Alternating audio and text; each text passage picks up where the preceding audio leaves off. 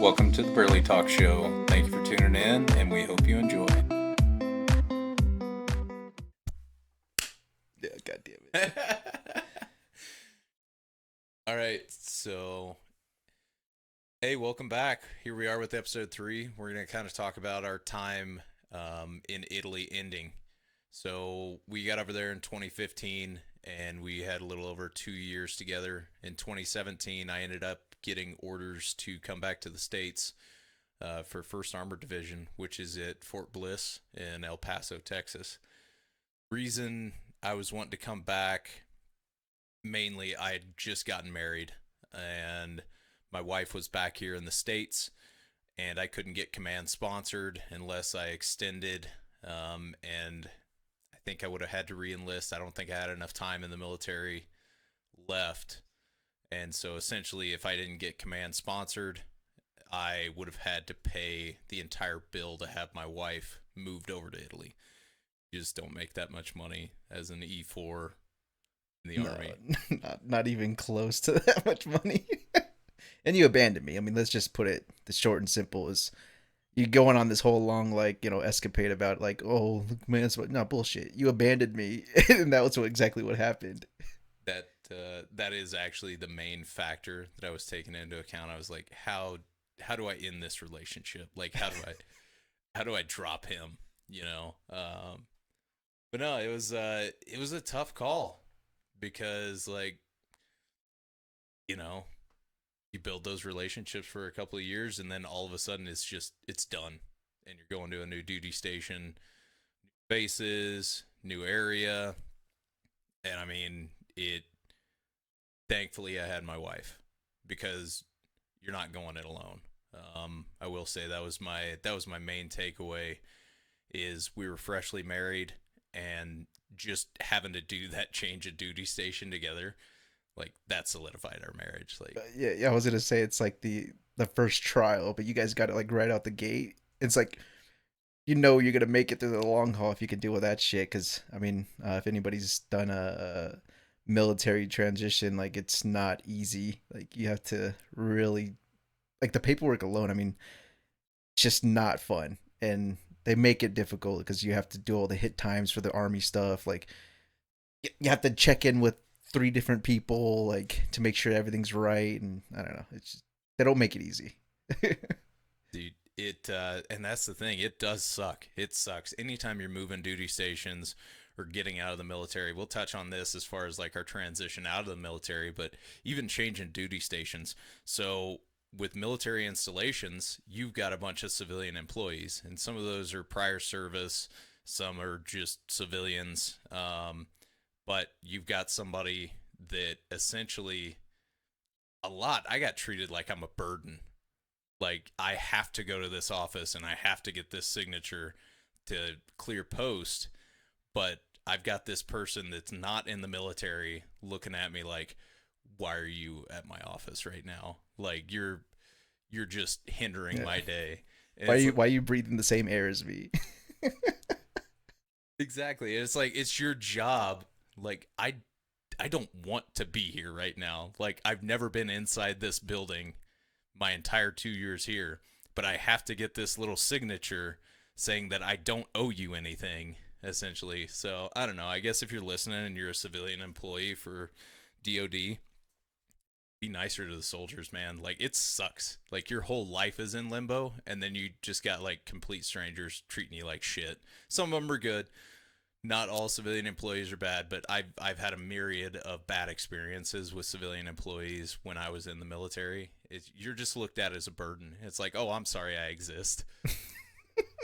Yeah, that's literally how it goes. And I mean, to be fair, a lot of military guys doing that because it's a high stress situation. They're probably not easy to deal with either. You know what I mean? So it's a give and take. But yeah, maybe have a little bit more patience if you're in customer service. No, Yeah, dude, 100%, 100%. So, I mean, I came back to the States, and you stayed in Italy. You stayed with the same unit, and I gotta say, when I got to 1st Armored, I met some good people. There was good dudes there, that kind of thing. In hindsight, I wish I had stayed with the 173rd. I remember having this moment of clarity, and I actually reached out to Orozco, like my first morning when I was putting on the uniform, going to my first day of in processing in El Paso, and I had to take off my 173rd patch and put on a First Armored patch, and like, One tier. dude, it sucked. I remember I felt like 2 inches tall at that point. I was like, shit. Yeah. Yeah, no, definitely. I think that's I don't know that exact like feeling because obviously I was with the 173rd the whole time. Um, but yeah, like I mean, my whole entire army career was with the 173rd, and I think I didn't really have to deal with a whole lot.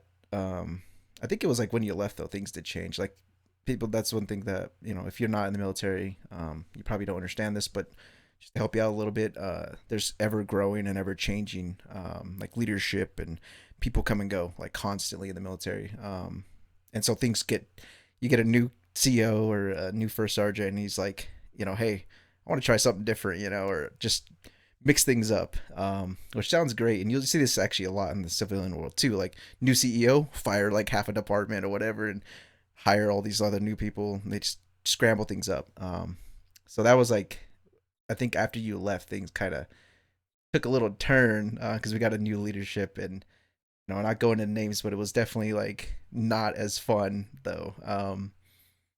With not as fun, wasn't as like enjoyable of a unit because we did get new leadership, and that new leadership definitely hated the men.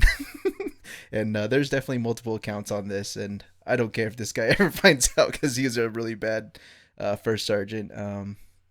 Yeah, because after that, it was First Sergeant Riley, total G, awesome guy, really respected him a lot, and he took care of us. But then he left, and then we got another dude. Not gonna say his name, like I said, but that was, man, you could ask anybody, and it was just rough, man. Like he did not care about any of the dudes. He was there just to like get his like time in, and definitely did a lot of like weird things, like throwing guys' awards away, and like didn't want to like give passes. With myself, like he actually tried to keep me from getting my wife. My wife's foreign, so she wasn't a citizen at the time, and he was trying to keep me from getting her papers so she can go to the United States with me because I was getting ready to ETS. ETS is like leaving the army. And yeah, he made that hell. And it wasn't just myself. He made another soldier's life hell for it too. But that's the thing is I think one thing that they should put in the Army Strong commercials is your experiences may vary, because things do change. And your experience at one unit might be stellar, right? It might hit all the points. And I think for the most part mine was. I only have a very few amount of things that were kind of bad.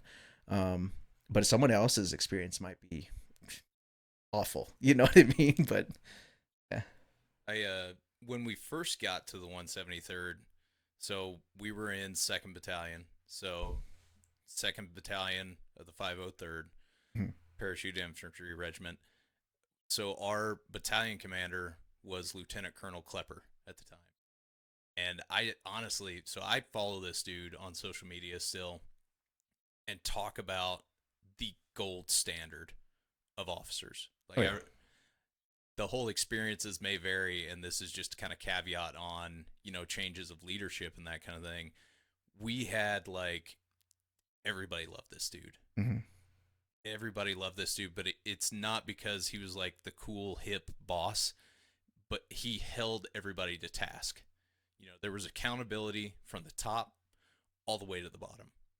And so, I don't know where I was going with that. I mainly just wanted to kind of give that guy some recognition since then. So he left, he went to Ranger Regiment for a while, and then he ended up coming back to the 173rd as the brigade commander. So yeah, as a full bird colonel. And so that guy, just top-notch leadership through and through, held people's feet to the fire, just doing really great things. Mm-hmm. You wish that there was that standardization across the board. Like, hey, to be a brigade commander or battalion commander, you have to, do X, Y, and Z, and you got to stick with that. Like, your personal feelings don't matter. Well, I think to go off of what you're saying too, and I think this is kind of where you're going with it, was like you said, he held everybody to the same standard, or to the set standard, regardless of rank. And that's like something you don't see too often with leadership as they get higher, buddies and stuff like that. They're like, all right, I'll let this captain slide or this lieutenant slide, and and then they come down harder on like enlisted, and there's like that whole kind of clash, that's always kind of been in there with the military, with the enlisted and officers. But I think that was like you said, he stood out to everybody because there was not that, he didn't see that rank there. It was like, you're going to do your job regardless of who you are and what rank or what our relationship is. And that resonated across the board within the unit, because you saw it when we were in training, when we were doing exercises, with anything. Because it was like, I felt like we were, on our shit at all times. Like, it wasn't, nobody's getting slacked off or anything like that. Like, you're gonna put in the work because that's what the standard is, and yeah, you definitely see that when he left, things got changed quite a bit as well. Same thing on the company level. Captain Gingrich, Captain Captain Gingrich was an phenomenal Captain America. Literally Captain America. Captain America. I mean, he was a phenomenal CO, because he was very relatable. He would empathize with somebody if they were going through something. There's still the standard, and damn it, you're going to meet that standard as a company, but he's not there to browbeat anybody. It was very cut and dry, task, conditions, standards, and that is what will be executed, and that's how I'm going to run my company. And he was beloved by the men. From what I remember, I mean, at least that was my experience. He was beloved by the men. Oh yeah, definitely. I think there was that first moment with him, right, when we were in Slovenia, when I was like, we're fresh privates on our first like actual training outside of the base, and we were there, and he actually came up to us, asked us like how we were doing, like, just, we're privates, we're nobody, and so I think he even knew our names already. Like, it's little things like that you can kind of at least speak to the character. Like, he clearly gave a crap, like, two new guys kind of struggling a little bit, and at least took I think it was like 5 minutes just to give us like a little pep talk. And I think that's the thing, is you saw a leader like that though, and the dude was a stud, but you wanted to be better, like, not necessarily for him, but you wanted to be like as good as him, or at least try to like aspire to like that standard that he set. And I think that's like, what a good leader should be. People should look to you and be like, okay, like, I want to do what that guy's doing. Yeah, I mean, nothing was above him, or at least that was my experience. I actually have a short little story about that rotation to Slovenia. Like, we were just fresh to chosen company, and we're out there, and it's nighttime. We're getting rained on, sleeted on, and I was having a hard time zeroing my PEC, which is the IR laser for our weapon system, and I was struggle bussing. Like, I had no exposure to this whatsoever. It's my first time doing it, and it's dark. Somebody came up, knelt next to me, and starts showing me how to zero my PEC properly. And I end up looking up off of my weapon system. It's Captain Gingrich. So you've got a company commander out there. I was a E2 at the time, Mm-hmm. so I nothing private. And this man is out there sucking with us and showing me how to properly, operate my weapon system. And like, at that point, like, it clicked for me. I was like, this guy gives a shit about us. Yeah, definitely. And you see that, like I said, that I think that resonates with, the men, within the unit. It's like, or within the company rather. You see that leader, and you see them doing that with you, and it's like, it subconsciously like builds that respect. And it's like, when they ask you to do something, you're gonna get it done, because it's like, man, I don't want to let this guy down. Like, taking a little bit of time out just to even see if I'm all right. Like, the least I can do is, push the extra 500 meters or whatever it is. Yeah, that definitely is what the standard of a leader should be. I think the problem with that though was he set the bar so high for like the other leaders to follow.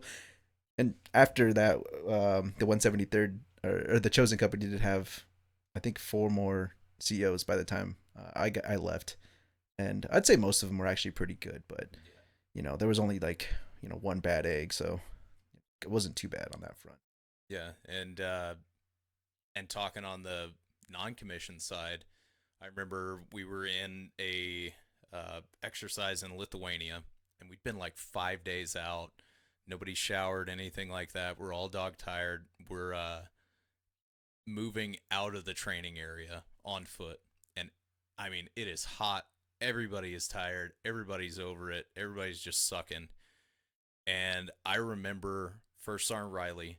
He came up to me. So he was still an E7 at that point. Like, that's how squared away this guy was. He was filling a first sergeant position, which is E8 billet, as an E7, as a sergeant first class. Mm. And so I remember we were on like a quick halt. He comes over. He asked anybody if they had any Copenhagen. I had some. So he asked if he could bum a dip. I gave him Copenhagen. He puts a dip in, and he's like, God, I love this shit. He looks at me. He's like, I don't know. I guess I just never feel sorry for myself. And then he just moved the fuck out. And like that lifted up my spirits. I was like, okay, all right, time to nut up and like let's finish this. Let's finish it strong. That kind of thing. Just that little thing. It was probably inconsequential to him. He's probably just talking out loud. He's not trying to accomplish any like great feat. He's just bumming a dip. It's like spoke his mind, moved out, and like I was like, okay. Yeah, no, I definitely agree. I think Riley was definitely like he's a gangster. He's a low key gangster. Like you can't say anything bad about the guy.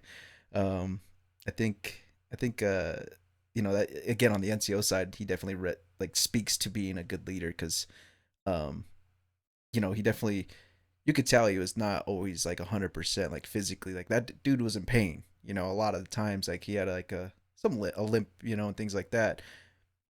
I mean, did the what was it 50-kilometer ruck march with us, the death march? Yeah, that was oh man, yeah. So in Latvia we had what was it? It was a 30-miler. Yeah. I think it was 30 a 30 miles. miler. Yeah, so we did 30 miles, and it was just a ruck march essentially to say to Russia like, hey, you ain't shit. We're gonna ruck to your border.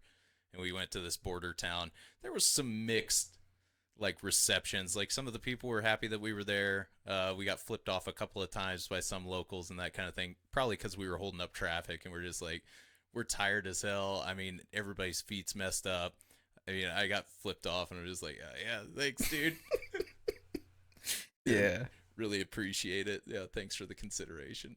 Yeah, but just speaking on that march, you could see him as like a leader. Like, dude was just still pushing on, no issues, not complaining. And I was like dealing with like my own like injuries at that time too, and I was still like you said, you can kind of look to him and be like, all right, well, like stop complaining about your shit. You know what I mean? Like you're fine. And we got it done, but yeah, definitely a solid leader there. I wish he would have stayed like the whole time, but Yeah, I guess pressing on like that is my main takeaway. I'm sorry I left the 173rd. Like I had good experiences.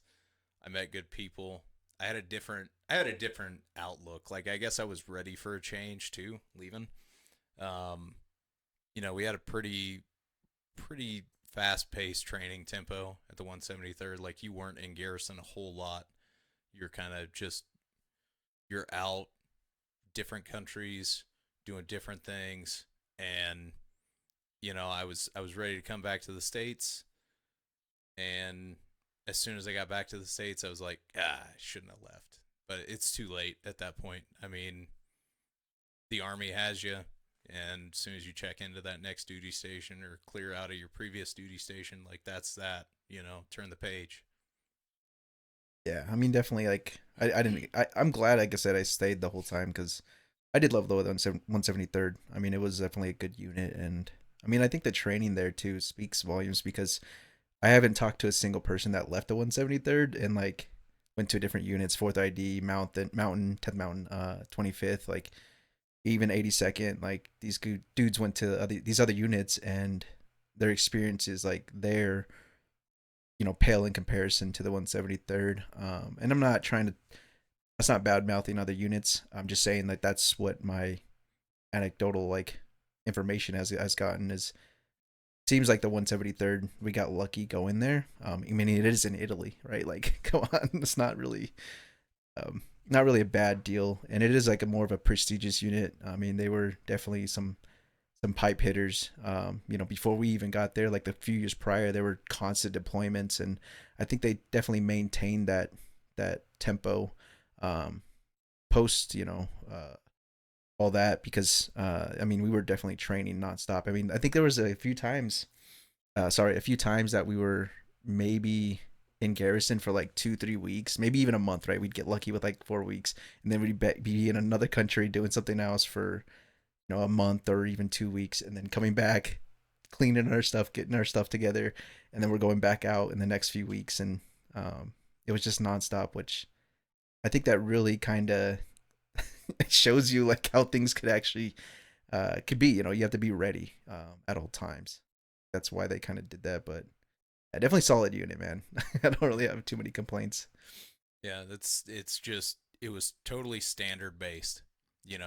This is the 173rd standard, but more importantly, this is the 2503rd standard, which was a little bit tighter in my opinion.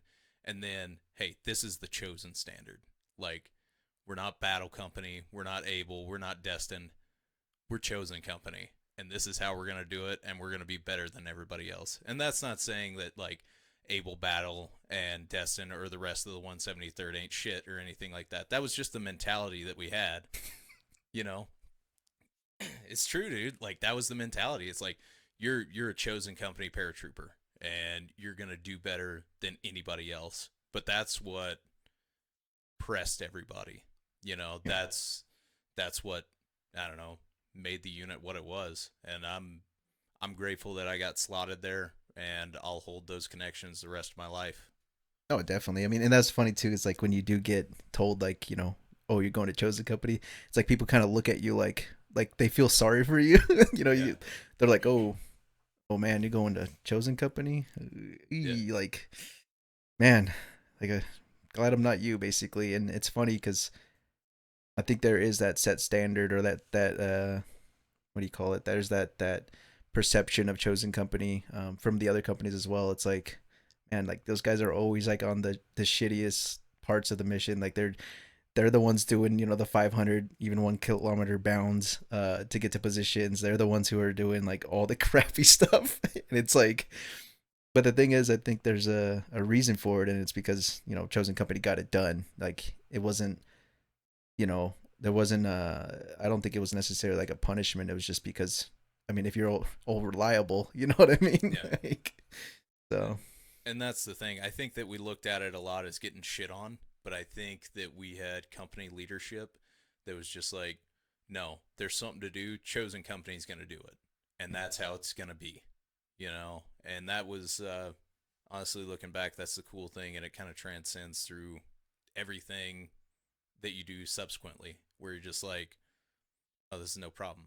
Like, I've had to do way worse. Like, yeah, what, I'm not shivering myself to sleep right now? Yeah, too easy. Like, consider the task complete. And Yeah, I mean, speaking on that, right? So like we were talking about this the other day when you were at the range, and being cold and all that stuff, and I even felt it. Like, it's funny because like I felt real cold, I felt real heat, I felt real like suffering, at least for the most part within Chosen, because things weren't always easy for us, and we definitely got the shit end of the stick a lot of the time, but it definitely helps you helps you be more prepared for like when times are actually like a little bit hard. It's kind of jades you a little bit to where you're like, all right, this isn't that bad, and you can kind of push through it. And I think a lot of it was like a good takeaway from Chosen Company in my time there was it showed me that like, hey, you're not made of glass, like you're not fragile, like you can actually maintain a lot of things. Like being in Lithuania and Latvia, there was some nights where I shivered myself to sleep, like literally shivered, and like I was just shivering so much, like almost hypothermic of sweating all day, and then it's -20 in the night, and I remember just like shivering, and then I just went black, and like then I woke up like a few hours later, like apparently I didn't die, but like things like that, it shows you like you'll be all right. You just gotta kind of suck it up a little bit, and you'll be okay. Yep. Yeah, you just got to push through, and then in the end, it's all worth it. You know? Mm-hmm. So, civilian transition. Oh So, yeah. I ended up getting out a little bit before you. I think that our contracts were staggered by like a month, if I remember correctly, something Yeah. like that. Mm-hmm. Yeah, so we were kind of transitioning out at the same time, just in different countries. You know, you were ETSing out of Italy, I was ETSing out of El Paso, and I was ready to get out, man. I gotta say, I didn't have a great time at Fort Bliss. Number one, El Paso.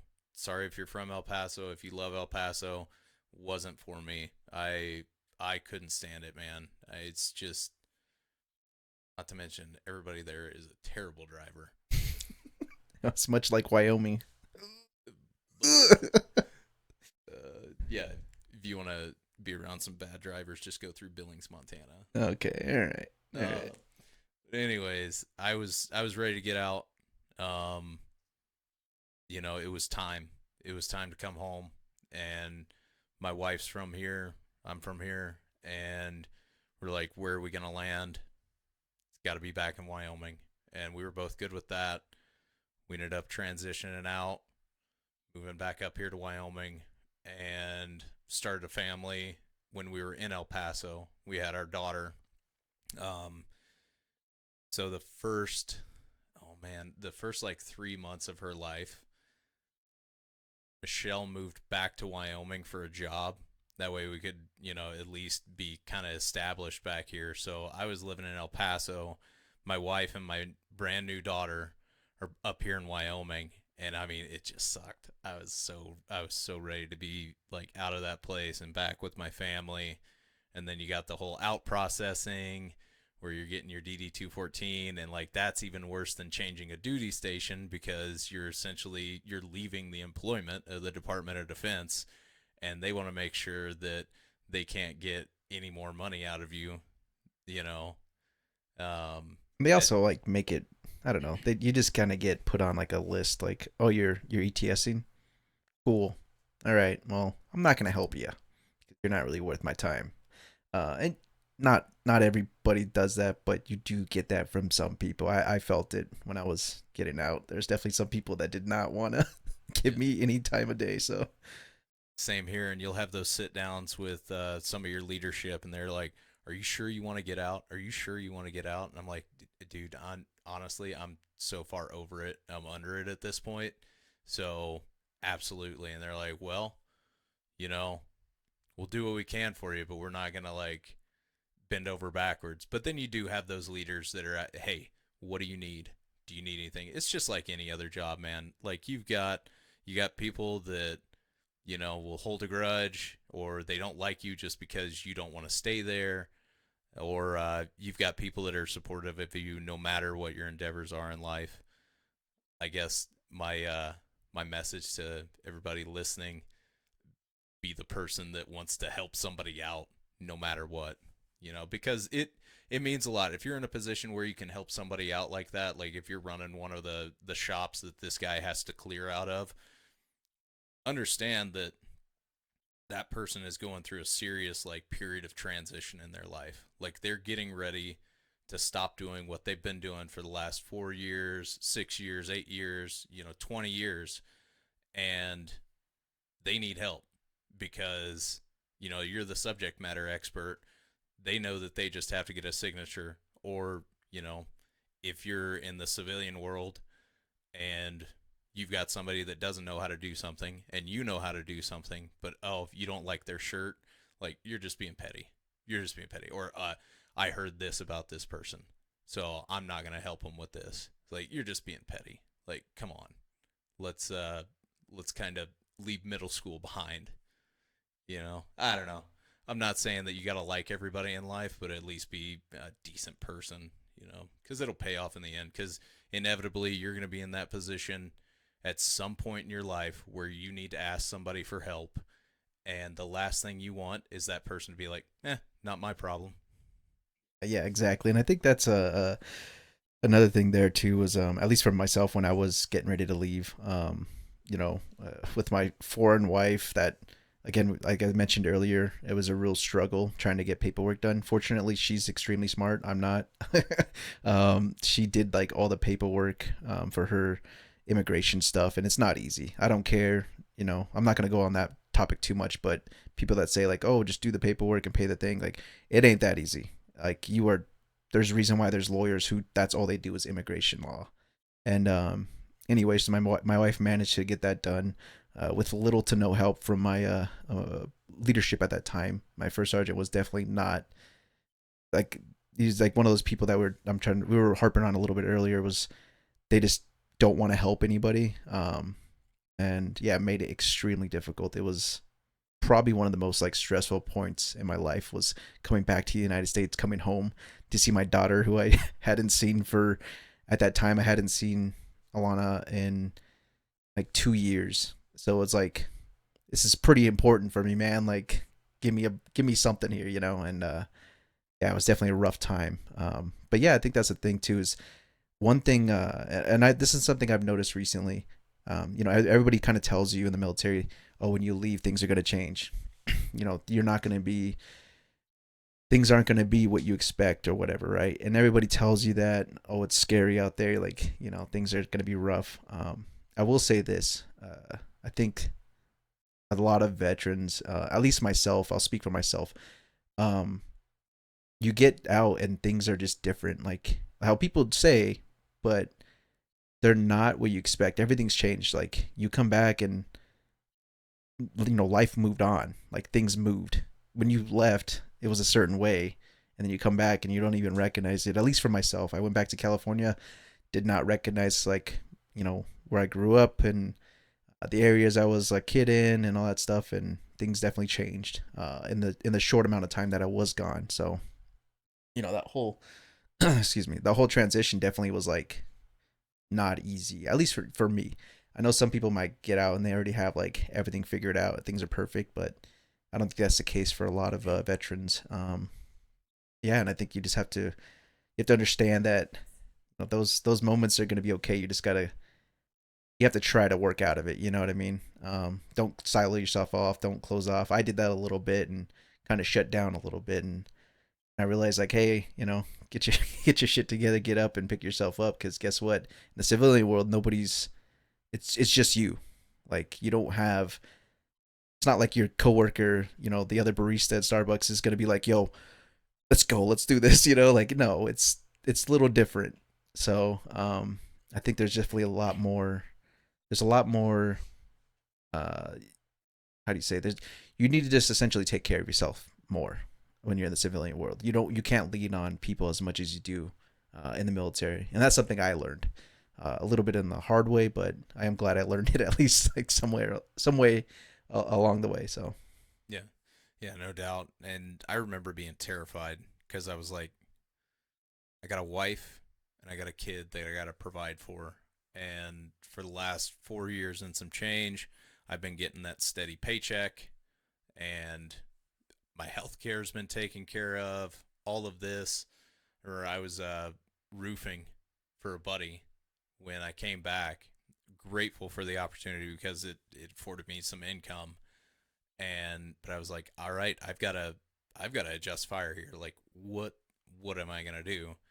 And I had been a police officer for a couple of years before I went into the military, and I remember applying for the PD that I'm at now, and your entire life just feels like it's in limbo because it's like, my God, if I don't get this job, like I'm not going to have a career. What am I going to do? What's going to happen? I got a wife and a baby that are relying on me. And I mean, I just remember being terrified, man. But you just you gotta keep pushing. You gotta set those goals for yourself. not saying that I did anything special or I'm doing anything special, but at the end of the day, those little things that you do, they add up. Those holding yourself accountable, realizing your station in life and where you want to be, what you want to be doing, where do you see yourself in a year, where do you see yourself in 5 years.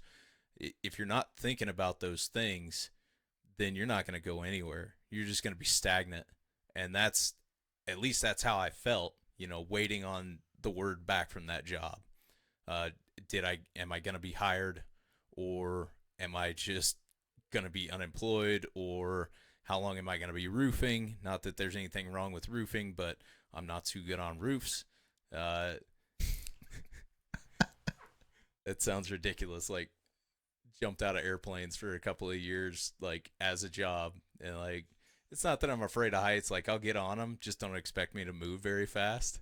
And then when your boss is like a freaking mountain goat up there, not making the team look real good. But I mean, just set those goals for yourself, and then they compound, they add up.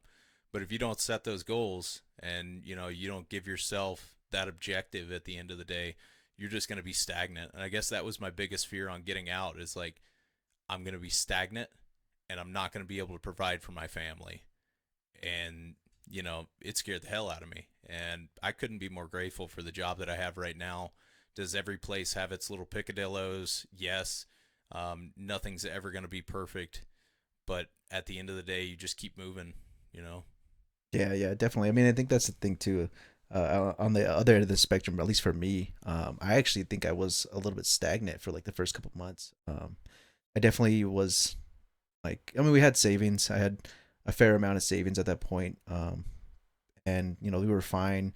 And then I got a job doing maintenance technician for an engineering company, and it was a good company and everything like that. But like you said, it was like it was definitely a stressor, because as time went on, as those months went on, and savings kind of started dwindling, I was like, all right, like, I'm getting a little scared here. I have a daughter and I have a wife to take care of. And at that point, we still had like immigration stuff we had to pay for, which isn't cheap. I don't get another thing. It's not cheap.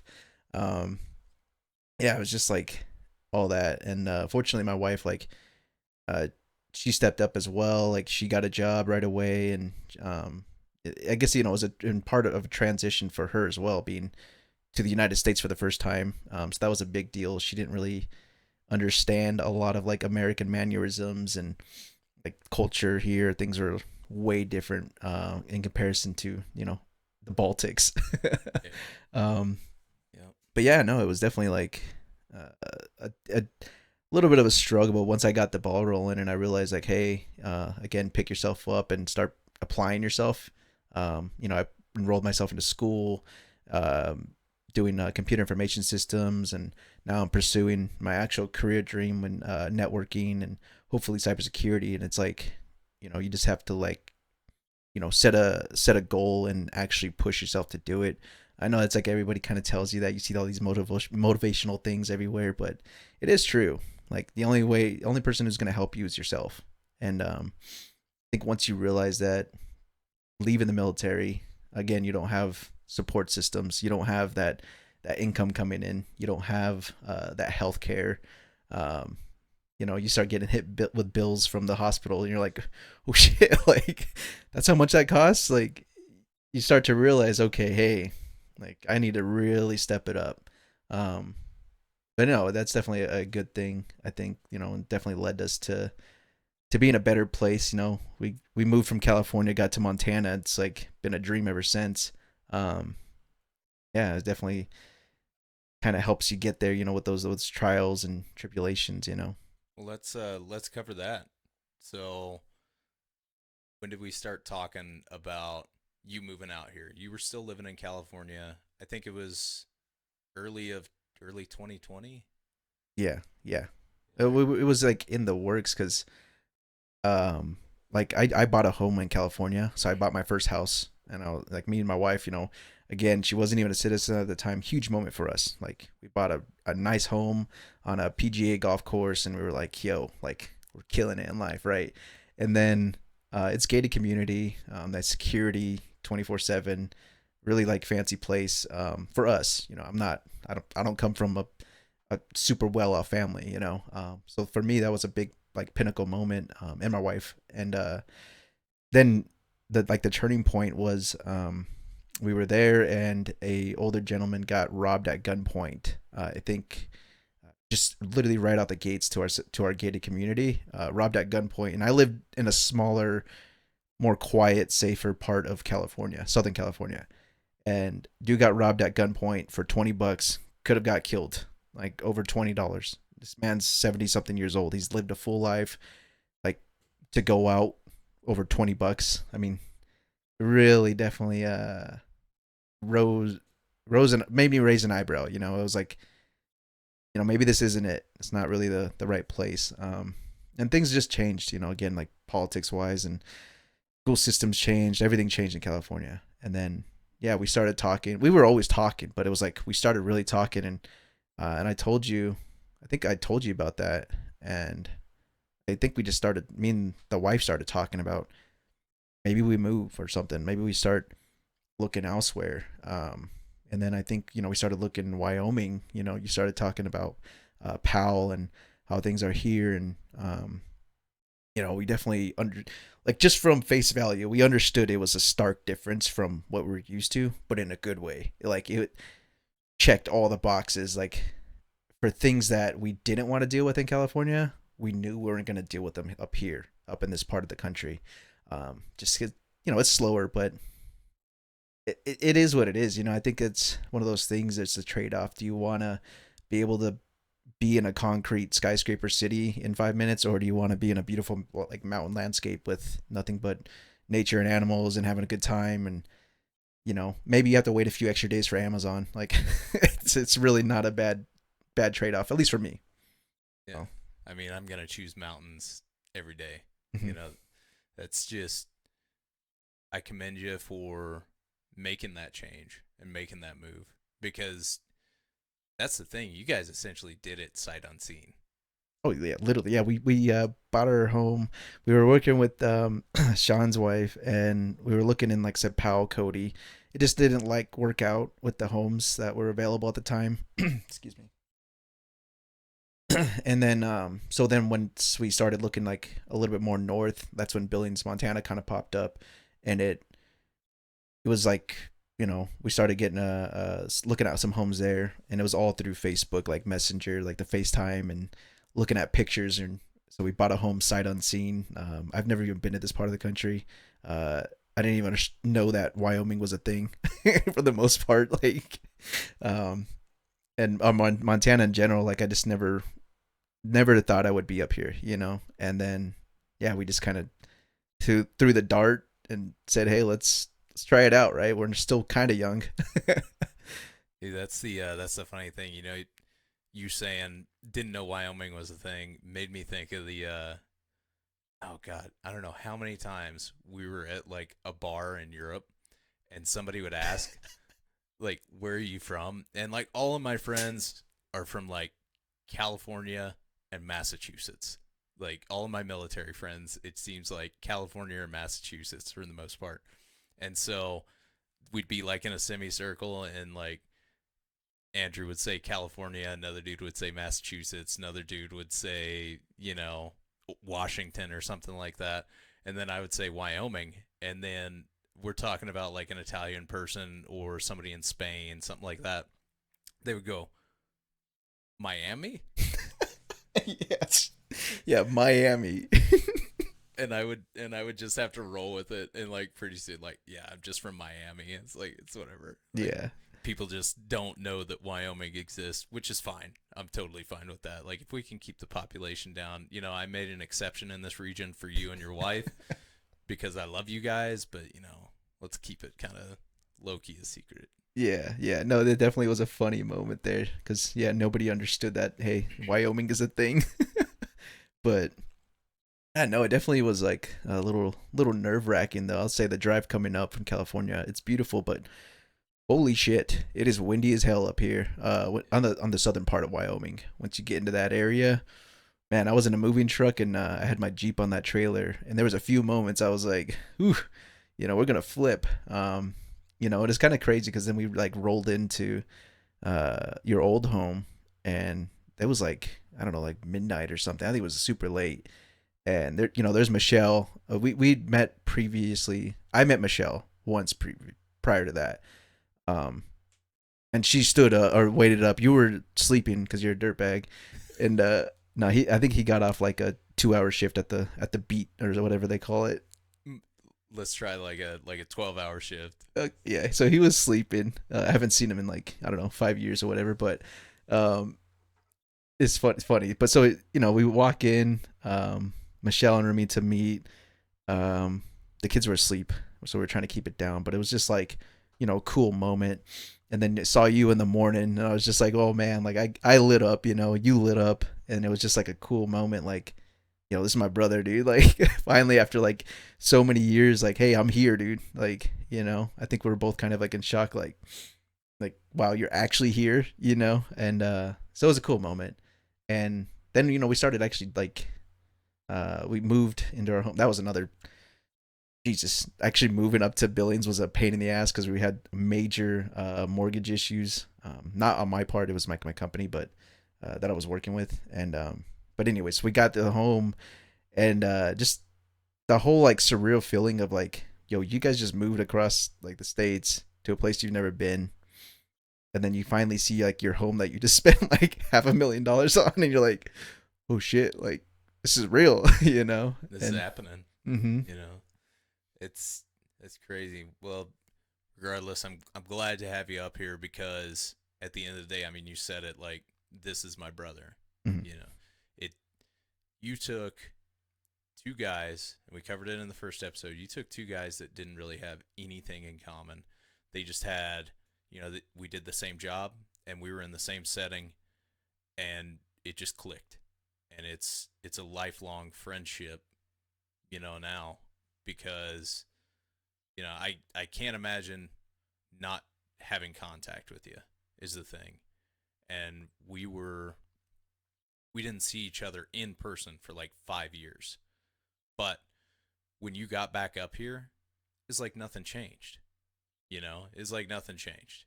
And now you're a little over 2 hours away from me. But it's fine. It's better than you being all the way in California and me being in Wyoming. We definitely getting more time together doing this podcast, which I think is awesome. And I can't wait to see where it goes because it's not going away. I'm having a lot of fun with it. I think we're starting to get stuff dialed in as far as recording and the audio and that kind of thing. It's getting a lot easier to talk. If you're out there and you're thinking about starting up a podcast, take it from two guys that have been doing it for like 3 weeks now. Yeah. 3 weeks, and I mean we're trying to like do audio, do like video stuff, and it's like I'm not an audio video person. John's can barely manage to turn a computer on, and it's like yeah, we're just trying to, I don't know, it's a passion project for sure, but it is fun and it's a good time. And yeah, I think if you want to start one, you definitely should. It's just fun. You're shooting the shit with your bros or whatever your segment or show will be about. Just do it. Yeah, that's definitely something. One of my main takeaways, like, don't put it off. If you want to start it, do it.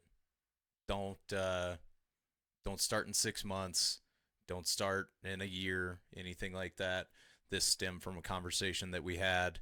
Hey, bro, you want to start a podcast? Yeah, absolutely. And then that weekend, we got all the socials up and going. Bear with us on that. Like, it's grueling. You have to devote time to it, but it's totally worth it. Just pull the trigger and do it. Yeah, and it's a good time. And I will say, like, we do have a lot more things planned, for the future, and things are going to change with our setup. We are definitely going to we have new mics on the way. We have like, audio equipment, things like that we're going to get coming here soon. So things are going to change. So bear with us while you kind of like work with us. And I know the audio was a little bit like botched up or whatever the first couple episodes, but I am working on it. We are working on it. But yeah, so it's going to get better with time. But yeah, I appreciate it. But definitely like, who the people who are listening or watching, it's like, definitely appreciate you hanging on for the ride. And, we're definitely trying to make it as good as we possibly can. We do care about this, and we want it to actually be a thing. So appreciate you for sure. Yeah, give us your feedback, leave comments. Please like, share, and subscribe. I mean, I know you hear that in your day-to-day life. Every time you open up your phone, like, share, and subscribe. And I never really understood why they constantly say that, like on YouTube videos or podcasts. But now I get it. It makes a difference. It truly makes a difference. When we get a new subscriber on our Instagram or on our YouTube or on our Spotify, like, it's awesome. It makes you feel so good about yourself, because it shows that somebody took that extra second to hit that button, and it does help us out. It also helps us know that people are getting the message, and we want to have people on here, kind of showcase people, bring what they're doing to light, and reconnect with old friends, make new friends, and then I hope you like the interposes. So if you're listening to this and you haven't listened to our interposes, go check that out.